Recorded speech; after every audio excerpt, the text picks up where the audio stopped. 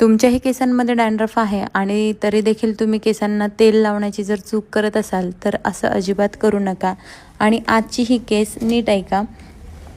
आज आपल्याकडे नगरच्या वेगवेगळ्या भागांमधून तसेच पुण्यावरून आणि पारनेरमधून पेशंट्स आले होते. त्यातील पारनेरवरनं जे पेशंट आलं होतं तर त्यांना साधारण 2 वर्षांपासनं डॅन्ड्रफ आणि हेअरफॉलचा त्रास होता. हेअरफॉलमुळे तर ओव्हरऑल स्कॅल्पवरती थिनिंग झालेलीच होती. दुसरी गोष्ट, डॅन्ड्रफसाठी त्यांनी बरेचसे वेगवेगळे शॅम्पू जे मेडिकलमध्ये मिळतात ते यूज देखील केले होते आणि ते वापरल्यानंतर देखील त्यांना म्हणावा असा फरक पडत नव्हता. परंतु पेशंटला एक सवय होती की खूप जास्त फ्लेक्स पडतात म्हणून ते ऑइल ॲप्लिकेशन करायचे स्कॅल्पवरती.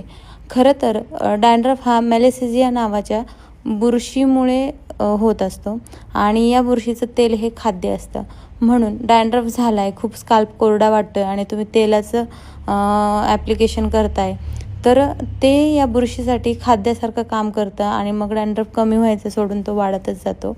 म्हणून जेव्हा केव्हा तुम्हाला डॅन्ड्रफचा त्रास होईल तर तो जर मेडिकेटेड शॅम्पू वापरून देखील कमी होत नाही आहे तर नक्कीच डॉक्टरांचा सल्ला घ्या. कारण बऱ्याचदा स्कॅल्पमध्ये फंगल किंवा बॅक्टेरियल इन्फेक्शन असण्याचे देखील चान्सेस असतात आणि त्याच्या अकॉर्डिंग त्याला ट्रीटमेंट द्यावी लागते.